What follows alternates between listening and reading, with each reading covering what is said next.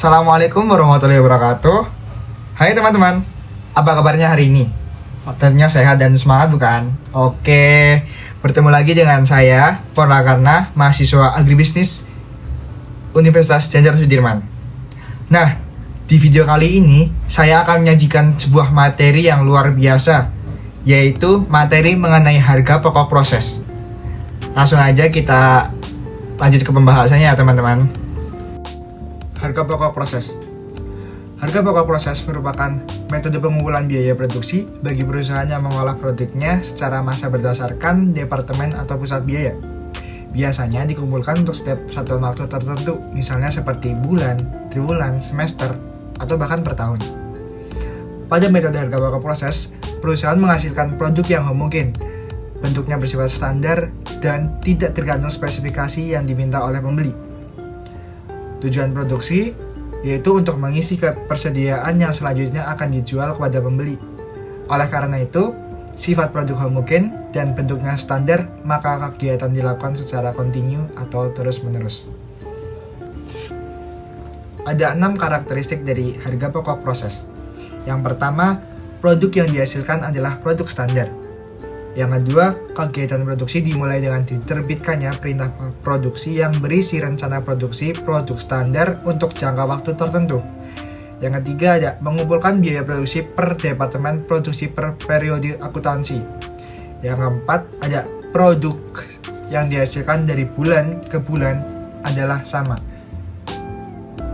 Yang kelima, menghitung harga pokok produksi per satuan dengan cara membagi total produksi yang dikeluarkan selama periode tertentu dengan jumlah satuan produk yang dihasilkan selama periode yang bersangkutan.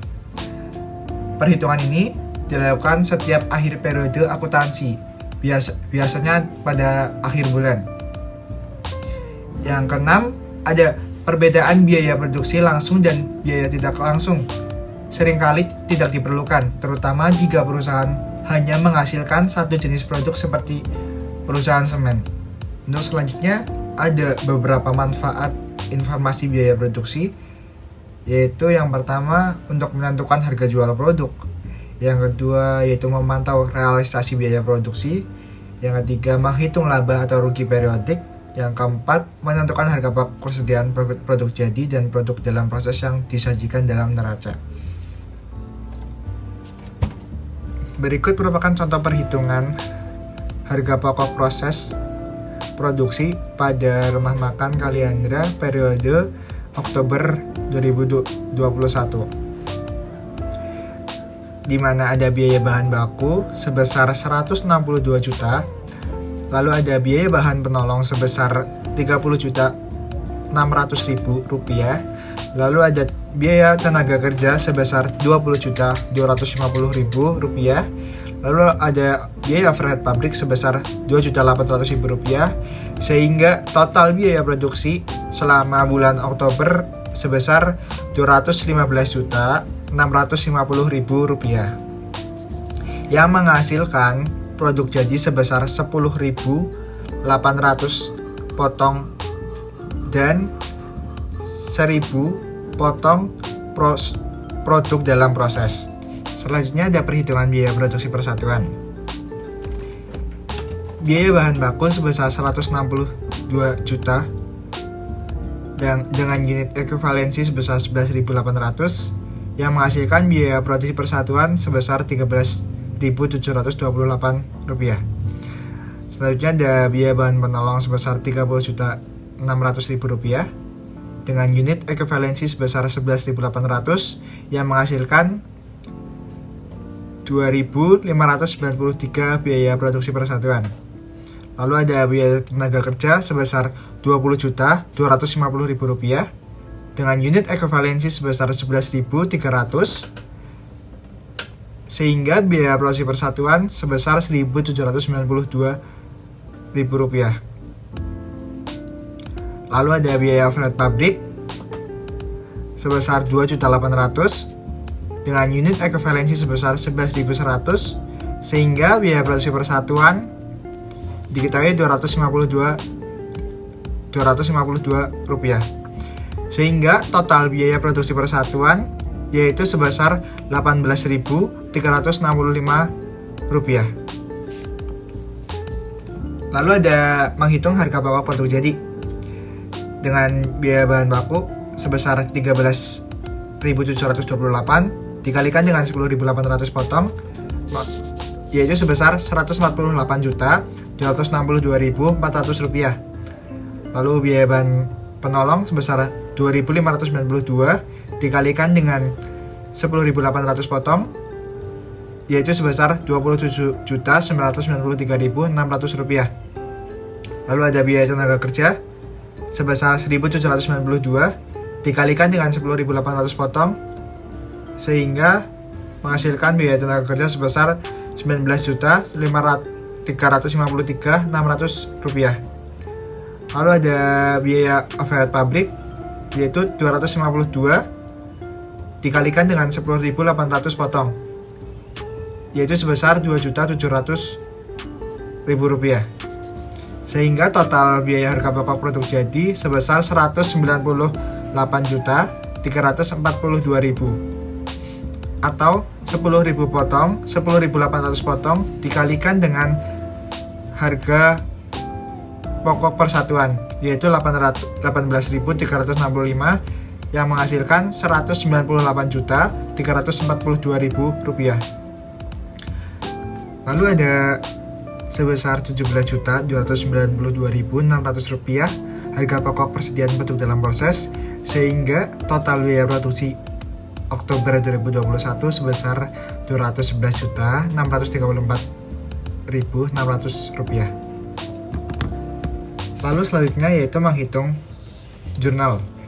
Yang pertama ada jurnal untuk mencatat biaya bahan baku, yaitu barang dalam proses atau biaya bahan baku sebesar 162 juta dan persediaan bahan baku sebesar 162 juta.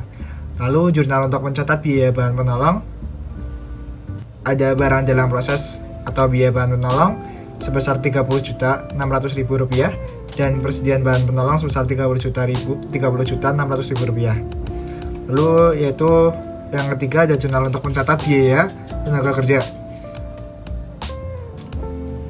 Barang dalam proses atau biaya tenaga kerja sebesar Rp20.250.000 dan gaji dan upah sebesar Rp20.250.000. Lalu jurnal untuk mencatat biaya overhead pabrik, ada barang dalam proses BOP sebesar Rp2.800.000 dan berbagai rekening yang dikredit sebesar Rp2.800.000. Lalu selanjutnya yaitu jurnal untuk mencatat biaya harga pokok produk jadi yang ditransfer ke gudang. Ada persediaan produk jadi sebesar Rp198.342.000 dan barang dalam proses dikurangi biaya bahan baku sebesar Rp148.262.400 dan barang dalam proses biaya bahan penolong sebesar Rp27.993.600 dan barang dalam proses dikurangi biaya tenaga kerja sebesar Rp19.353.600. Barang dalam proses dikurangi BOP sebesar Rp2.700.000. Lalu yang terakhir yaitu jurnal pencatatan harga pokok persediaan produk dalam proses yang belum selesai diolah pada akhir bulan Oktober 2021. Persediaan produk dalam proses sebesar Rp17.292.600. Barang dalam proses dikurangi biaya bahan baku sebesar Rp13.728.000. Lalu barang dalam proses dikurangi biaya bahan penolong sebesar Rp2.292.000. Lalu ada barang dalam proses dikurangi biaya tenaga kerja sebesar Rp896.000 dan barang dalam proses biaya overhead pabrik sebesar Rp75.000.